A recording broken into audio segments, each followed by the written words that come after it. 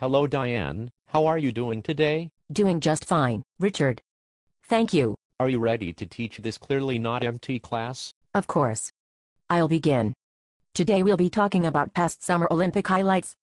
Sports are often the medium of controversies, scandals and awing performances, and the Summer Olympics are no exception, and such significant events can be seen throughout history. For example, the 1964 Tokyo Games were the first to be broadcast worldwide on television, marking the turning point in the global visibility and popularity of the Olympics. Also, in Mexico City 1968, the high altitude would affect several performances. In long jump, for example, American athlete Bob Beamon jumped 8.9 meters, setting a new world record that would stand for 23 years. That same year, Tommy Smith and John Carlos performed the Black Power salute while receiving their medals. This is one of the most important political statements in Olympic history. Here is a clip. Awesome stuff. Moving on.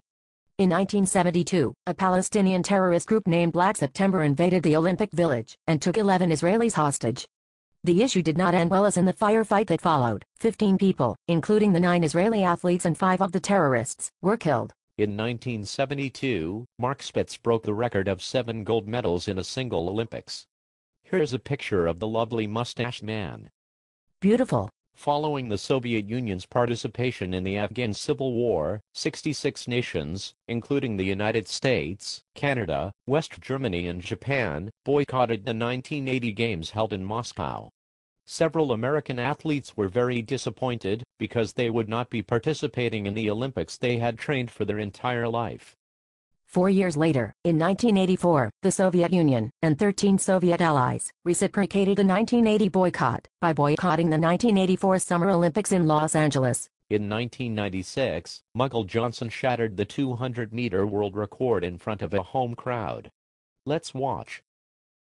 In Sydney 2000, Eric the Eel Mousambani, a swimmer from Equatorial Guinea, had a memorably slow 100-meter freestyle swim that showed that, even in the commercial world of the 20th century, the spirit of the Olympics remained intact. Let's watch this epic swim. In 2008, Michael Phelps set a record for most gold medals in a single Olympics with 8. Here's his most dramatic win by only 1/100th of a second. Also, in 2008, Usain Bolt became the first male athlete ever to set world records in the finals of both the 100 and 200 meters in the same games. He shattered both previous records.